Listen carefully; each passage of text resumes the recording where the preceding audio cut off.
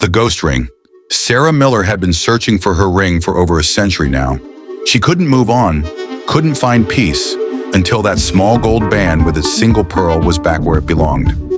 The living residents of 42 Maple Street had no idea why their house felt so cold at night, or why they sometimes heard soft sobbing coming from the master bedroom. It had been her grandmother's ring, passed down through 3 generations before finally reaching Sarah's finger on her 18th birthday. She'd worn it every day until that fateful evening in 1923, when she took it off to wash dishes after dinner. She distinctly remembered placing it on the windowsill above the kitchen sink, a habit her mother had always warned her against. That night, a powerful storm swept through the town.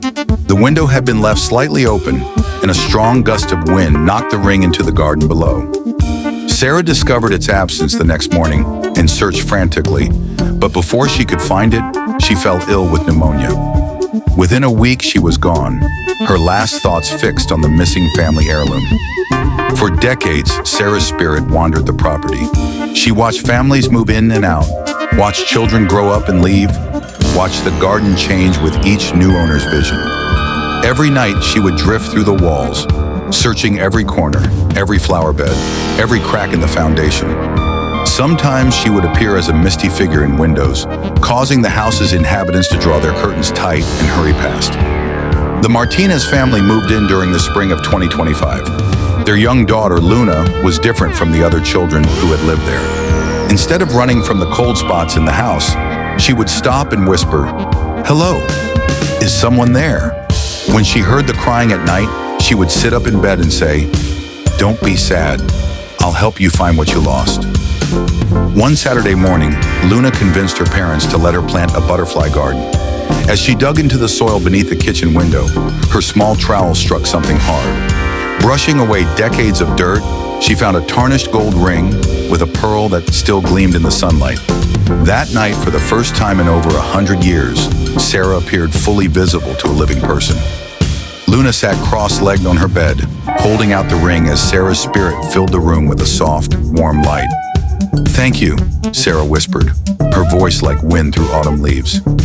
"I've waited so long." Luna watched in wonder as Sarah's transparent fingers touched the ring. There was a gentle pulse of light, and both the ring and Sarah began to fade.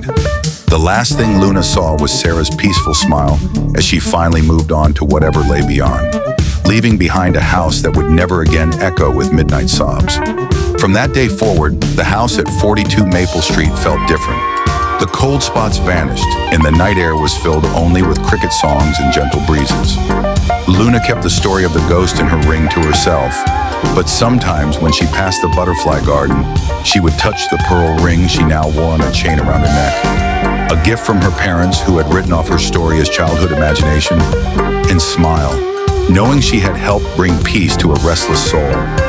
The neighbors noticed the change too. The house seemed brighter somehow, as if a long-cast shadow had finally lifted. And if anyone noticed how Luna would sometimes pause by the kitchen window and whisper a quiet goodbye to the evening air, they never mentioned it. Some stories, after all, are best left in that mysterious space between reality and dreams, where lost rings are found and restless spirits finally find their way home.